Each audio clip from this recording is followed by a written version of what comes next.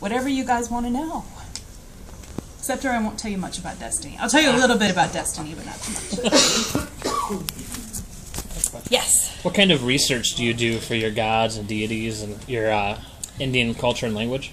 I use like 3 books.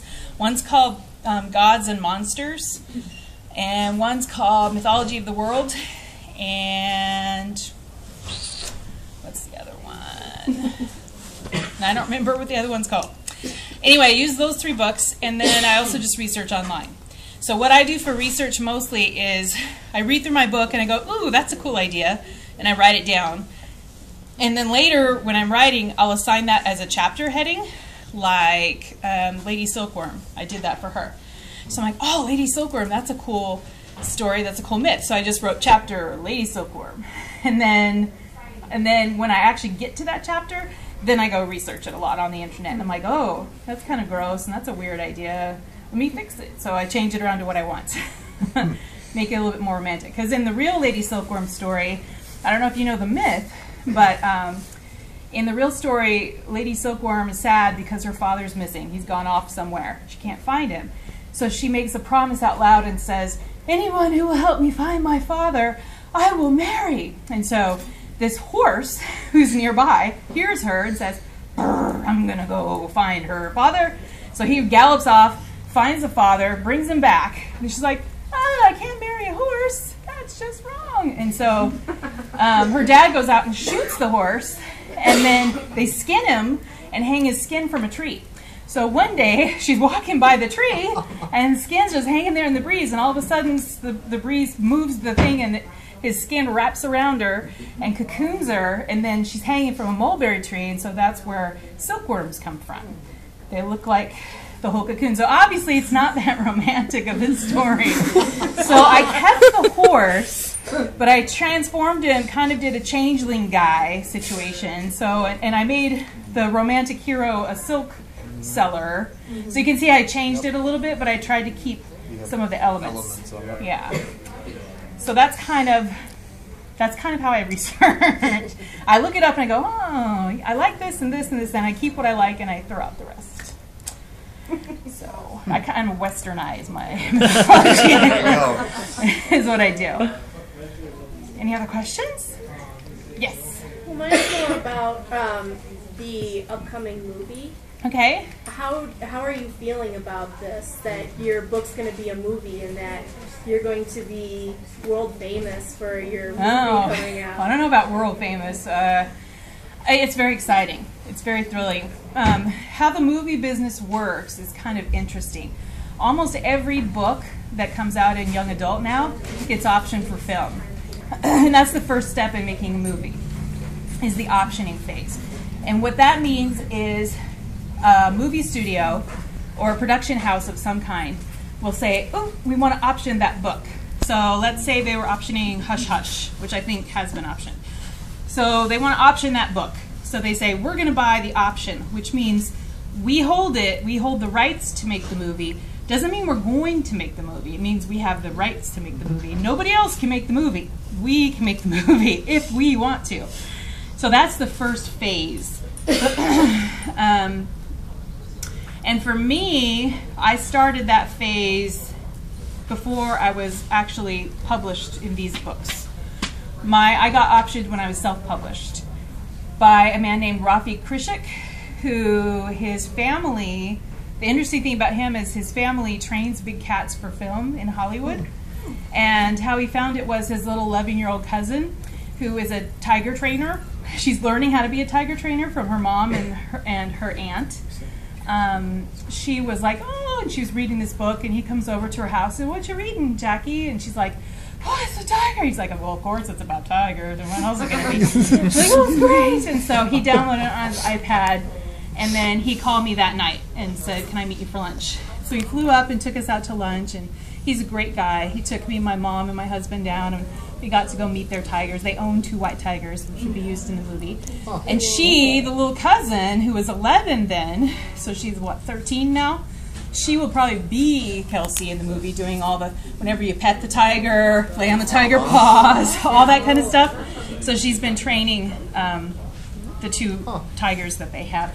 they'd actually have to bring in probably 30, and then they'd pick whichever tiger was happy that day to film with.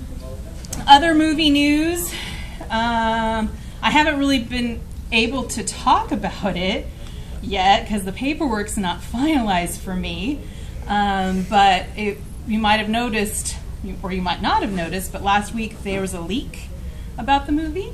Anybody catch wind of a leak? Nobody? Wow. Okay, well, they signed a writer for the screenplay, and her name is Julie Pleck, and she's the head writer of Vampire Diaries, which is very exciting. And I'm very excited. I haven't been able to tweet about it or blog about it yet because the paperwork for me is not finalized. Hers is, but mine gets finalized probably this week or next week. And then I have a whole blog already waiting to go, ready to go out. So you guys aren't allowed to talk about it. Well, you guys can talk about it. Actually, you won't get in trouble. They won't come find you. They'll come find me. So just don't say where you heard it. Are the pictures on your website of you with the white tigers? Is that that was their baby at the time. Her name is Zyka. She's actually big now. We got to pet her when she was a baby. And they have another white tiger. Her name is Bagheera. And we got to feed her through the cage. And they go in with her and they pet her, and she's, and they showed us how they work with her. They set a mark, which is like a flat rock on the ground or on a box or something, and they go, Gira, mark, and then she jumps up and she puts her paws right on the rock, and then she poses in whatever fashion they want. So that's kind of how they train animals, for at least big cats, for film. But we got to go see, they took us to the Hollywood Ranch, which I didn't know they had. It's really hot. It's way out in the hills. Very nasty hot out there. But like we saw the monkey from Friends, little Marcel. We saw the big grizzly bear they use in everything, and the lion. They do all the Lion King promo and Narnia promo, and he's beautiful. He's scary. He's a beautiful cat though. So keep him all brushed and pretty. He's a very pretty cat. But they have all those animals out there, so that's kind of cool. They have a whole ranch. More questions? Yes. How do you get published, and how would you suggest getting published to someone else? Every publishing story is very different. Every author gets there a different way. So the best advice I can give is to try everything you can think of until you get there. For me, I self-published my first 2 books in 2009, and I had given up on the whole writing query letters. That's the first thing you do when you want to get published, is you have to find an agent. There's a few publishing houses that you don't have to have an agent, like Harlequin. Harlequin Romance has a formula. Your book has to be this big. You have to have this much romance, not more, not less. You have to do da-da-da. It has all these things in it, and they will not sign authors that have agents. They only use unagented authors. But most of the time, you have to have an agent, so that's your first step. For me, I self-pubbed, and then my agent found me. He called me and said, I'd like to represent you. I see you have a lot of reviews, really positive reviews, and even more than a lot of traditionally published authors do. And I'd like to represent you. And I said, you know it's a romance, right? And he said, yes. And I said, well, have you even finished the book? Because I don't know if you really know what you're getting into. You can't possibly appreciate this book. It's got kissing in it. And he's like, trust me, kissing's fine. I want to be your agent. And I said, okay. So that's kind of how I got my agent. I kind of got lucky. He came and found me. And then the publishing house Sterling that picked me up, they were out scoping in Hollywood because sometimes what they do is they look for things to write that has already gone to film. So for example, they went to Hollywood to buy the rights to write the book Rango, because Rango the movie was a movie but not a book yet. So they often go to Hollywood to look for stuff that they can write. And what by write, I mean they hire a writer and they pay them a flat fee, and then they collect all the royalties. So that's kind of how they do that. So when they went to Paramount to look for material, my movie fellow, Rafi, had taken a whole bunch of my self-published books, planted them around Hollywood. And so there were books at Paramount.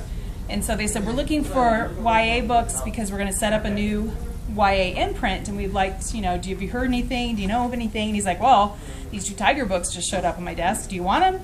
And my editor said, sure. And she took them, and then they made an offer the next week. And I was like, oh, I just so happen to have an agent that I got 2 days ago. Let me hook you up. And so he was able to go in and negotiate the deal. So, yeah. So that was kind of how I got traditionally published. So, and yeah. More questions? Yes. I have a question. I don't know if you ever posted the recipe for those chocolate peanut butter cookies. Oh, yes. It is online. It's technically a Martha Stewart recipe. And it's called Peanut Butter Surprises, I think. My sister made them for me a couple years ago. I was like, oh, these are great. These are my favorite cookies ever. So the paperback has an adapted version of the recipe to avoid copyright problems. That's in there. So it's in there, but you can also just go online, and you can either go on Martha Stewart and look up Peanut Butter Surprises, or if you go to my website and look up under FAQs, it's probably in the bottom questions, but it has the whole recipe in there too. So, but I've had people make them and bring them to events before. That's always fun. The kettle corn, lemon water, you know. More questions? Yes. What's the strangest fan you've came across so far? The strangest fan? Like the most... Well, there's a lot of strange ones. There's one girl who actually stalks my husband a little bit. Brings him cookies on his birthday and things like that. Oh my to gosh. where he was working when he was at school. Other than that, I mean, I've had crazy fans, like super fans, but most of them are not really crazy. They're just fun. We have a 4-legged one at home. A cat. Oh, a cat? Yes. A cat fan? She sits with me when I read the books, and she loves my stuffed tiger that I have. Oh, yeah. My dog, before she died, she always slept on top of she slept on the back of the Ren tiger I have. That was her special place.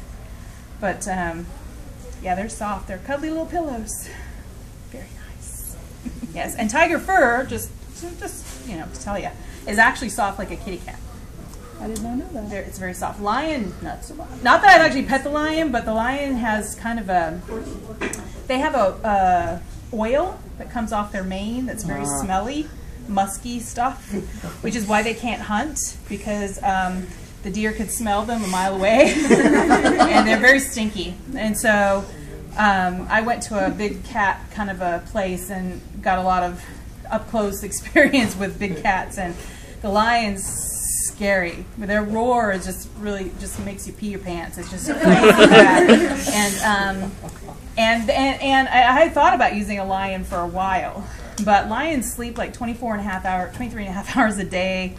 They only get up to eat pretty much and procreate, and that's about it. They just do not. They save all their energy for fighting other lions, other male lions. So the females all hunt. So I was like, well, I think I'll switch to tiger. So I kind of tigers were a little bit cooler. So yes, unless Stinky's always good. Yes. Any more questions? Yes. What made you want to push to self-author or self-publish your book? I mean, a lot of people have good ideas, but they don't take it that next step. That next step? I sat down and talked with my husband about it, and at that point, my family had all read it, and they were starting to get their friends to read it. Mm-hmm. And so there were all these, you know, copies being put around, word copies being put around. And I was like, well, you know, I don't really have to make a lot of money on it, but I would at least like to have something legitimate people can share with their friends and go online and get. And so that was kind of what pushed us to do it. We took a risk because we spent money. It was like a lot of money. I wanted to do a good job on it. I wanted a nice cover. And, you know, my husband at first, when I wrote book 1, he's like, I don't know. When we hit book 2, he's like, go for it. Just do it. Just do it. And so it ended up, we spent like $17,000 on the first 2 books to self-pub. And fortunately, we paid all that debt off now, which is nice. And he got a new car out of it, which is nice too. So he's happy. But it could have gone the other way very easily. And if I was to do it all over again, knowing what I know now, I would probably strictly EPUB. I don't think I would get a hardcover copy anymore. Because the thing with self-publishing is, at least the company I went through, which was an Amazon company, you can't control the price. And so the paperback for the first book was like $25, and then the second book was $27, which is really a hard price point for people trying out a new author. But 99 cents, hey, sure, I'll give you a shot. And so I would do just EPUB again. And most of that money that we spent was on editing. It was not on the cover. The cover design is actually pretty cheap. It's like $300, I think, to design the cover, and interior and all that stuff. Well, it wasn't. It didn't look like this. It looked different. But yeah, so if I was to do it again, I might contract out an editor, not use the company thing, but you can EPUB for free if you want to design your own cover and do your own stuff. So I think if I was to self-pub again, that's what I would do. Yes. So since you started with an Amazon company, and now obviously your books aren't available on Kindle, is there some sort of litigation going on between your original and... No, it's nothing like that. So when I contracted with my publisher to print the traditional copies, part of the contract deal is to take all the self-pub stuff offline. So technically it's still in the records, the Amazon system records, but it's non-active now. It's all inactive. And then when you go out and you publish it with a traditional publisher, they decide where it's going to go, when it's going to go. So I've seen it on like the iBook store and the Nook store, but it's on Amazon Amazon, no. And I've talked to my publisher about it several times because I had a lot of very loyal Amazon fans in the very beginning, and some of them turned very unloyal when it didn't go back on Kindle, and it was a little sad for me because I really couldn't control anything like it. It wasn't my choice. If it was my choice, I would put it back on there, but I couldn't make that choice. So, but it is on Amazon in the UK. It's each publisher has their own what they're going to do and how they're going to market your book, and there's really, for an author, you kind of get what you get when you do that. So that's how it goes. So and as far as contracts go, we've translated it to 20 languages now, which is very exciting. Japan just announced last week, and hoping to get to go to Japan someday. It's a bestseller in China. China is the fastest to publish. They've got Voyage out already, which was very quick. And an interesting story about China. You know how the Dalai Lama is in book 2? I didn't know that there. I don't really follow politics very much. I don't know if you noticed, my books are kind of non-political. So I didn't know there was going to be a problem. And China, when you sell to China, you can sell it 2 different places because they do a simplified version of the book and a simplified Chinese and complex Chinese. So the simplified Chinese, I sold to them first when I was self-pubbed. And they were very excited. And then things started rolling, and they came back and they said, wait a second, the Dalai Lama's in book 2. And I'm like, didn't you read the book before you bought it? And they're like, the Dalai Lama's in book 2. We can't put the Dalai Lama in book 2. And we're like, oh. And they're like, well, can we just change it to just a llama? Just llama. Not get rid of the Dalai Lama part. Oh, and by the way, the Friendship Highway they travel on, there's no policing of that. You can just come and go to Tibet any way you want to. And I'm like, I don't think so. Research said differently. I don't want a fan to just go, woohoo, Friendship Highway. Ooh, there's problems out here. And they're like, okay, well, we need you to change all that in the book. And so we talked about it with my agent. And so we agreed that they could change it from Dalai Lama to just Lama. And they said we couldn't say ocean teacher, have to get rid of that, and call him special Lama or something, I don't know. And then they wanted to make the Friendship Highway super easy. And I didn't really write it like it was super dangerous or anything, but but they just didn't like even the hint that there might be any kind of policing of it. And so we agreed, and they said, no, we agreed you can change your version to whatever. Because I told them, I understand political things are heated, and I don't want you guys to get in trouble. And, they shut down your publishing house and all that kind of stuff. I don't want that to happen. And so I told them, and if you need to give back the money, the advance money, I'm fine. If you decide not to publish it, I can understand your situation. And they came back and said, no, we want to publish this. We want to publish it. So, okay, we'll just change the version, our version. And then we said, okay. And they said, no, we mean you change all the versions around the world. And we said, no, I'm sorry. And they decided to go ahead and keep it. And at the same time, Taiwan was running it. They bought it to do complex Chinese. We asked them, are you going to have a problem with this? Nope, not a problem at all. And so it's all out the way it is. So I don't know. That's been an interesting thing. Brazil's my second biggest international. It's a bestseller in Brazil. And then I get a lot of tweets from Brazilians asking when the next one's coming.